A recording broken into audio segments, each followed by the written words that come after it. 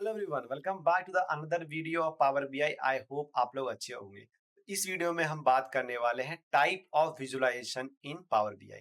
चलिए screen share करते हैं और आपको अलग अलग टाइप के विजुअलाइजेशन से इंट्रोड्यूस करवाते हैं। तो ये हमारा पावर बीआई है जहाँ पे हमने डेटा को लोड किया हुआ है और इसे कनेक्ट किया है। ठीक है, जब भी हमें कोई विजुअलाइजेशन डेवलप करनी होती है, रिपोर्ट बनानी होती है, हम जाते हैं रिपोर्ट व्यू के अंदर। ठीक है, यहाँ पे हमें विजुअलाइजेशन को डेवलप करना है। अच्छा, अब हम देखते हैं हमारे पास कितने तरह के विजुअलाइजेशंस हैं। तो सबसे पहले आता है जो ऊपर वाले आपको जितनी भी विजुअलाइजेशन दिख रही है, वो आता है आपका बार चार्ट के अंदर। तो यहाँ पे आप देखोगे stacked bar chart, horizontal, stacked column chart जो कि बार चार्ट ही है, vertical, again clustered bar chart, cluster column chart, ये आ गया आपका हॉरिजॉन्टल, ये वर्टिकल, ये आ गया आपका stack chart, 100% stack chart, and ये अगेन हॉरिजॉन्टल, ये वर्टिकल। सो हर एक, वेदर ये आपका बार चार्ट हो, वो स्टैक बार चार्ट हो, वो भी वर्टिकल एंड हॉरिजॉन्टल है, या आपका कॉलम चार्ट हो, क्लस्टर चार्ट हो, वो भी आपका हॉरिजॉन्टल वर्टिकल है, और स्टैक चार्ट हो, वो भी आपका वर्टिकल एंड क्या है, हॉरिजॉन्टल है। आप किसी भी चार्ट के बारे में आपको नहीं पता है तो आप उस पे कर्सर रख के उसके नाम को आप चेक कर सकते हो। ठीक है, नेक्स्ट आता है आपका लाइन चार्ट। उसके line chart, area chart, again stacked area chart, stacked area chart, ये दोनों बेसिकली दोनों में डिफरेंस क्या है? यह है स्टैक्ड एरिया चार्ट, ये है 100% स्टैक्ड एरिया चार्ट। ठीक है, दोनों का यूज क्या होगा, क्या कैसे हम इसको यूज करते हैं, उसके बारे में हम डिटेल में समझेंगे। नेक्स्ट है आपका line chart with bar chart, और ये दोनों ही सेम है। इसमें डिफरेंस क्या है? इसमें क्लस्टर स्टैक्ड है, ये कॉलम्ड है बेसिकली। ठीक है, नेक्स्ट ये आपका आता है रिबन चार्ट। नेक्स्ट है आपका वाटरफॉल चार्ट। वाटरफॉल चार्ट बहुत ही पॉपुलर चार्ट होता है पावर बीआई में, जिसका यूज किया जाता है दो अलग अलग कैटेगरी के डिफरेंस को निकालने में। ठीक है, आगे इसको हम चेक करेंगे आगे जब हम इसको प्लॉट करेंगे। नेक्स्ट है funnel chart.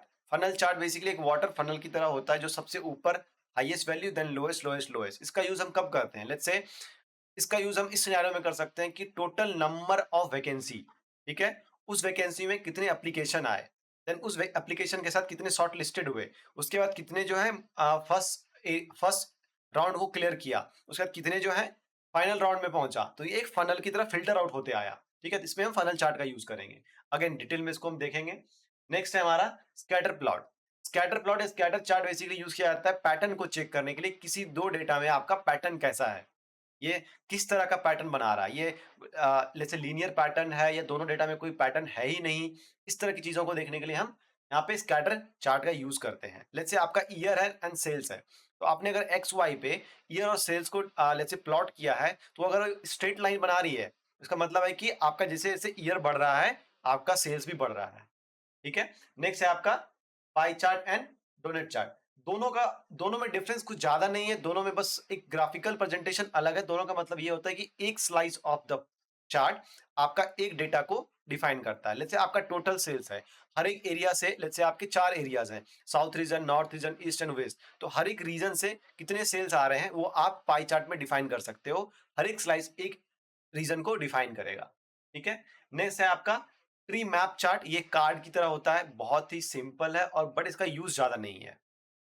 Next map chart, अगर आपके पास वर्ल्ड डेटा है और लेट्स से कंट्री के अलग अलग पार्ट का डेटा है, तो वहां पे आप क्या करोगे, मैप का यूज करके उस डेटा को विजुलाइज करने की कोशिश करोगे। ये आपका मैप चार्ट ही है, फील्ड मैप चार्ट है। बेसिकली दोनों में बस विजुलाइजेशन में डिफरेंस है, बाकी दोनों सेम है। नेक्स्ट आपका आता है azure map. Azure map basically अगर मैप की तरह, जिसमें ये एज्योर के साथ कनेक्ट होके यूज होता है।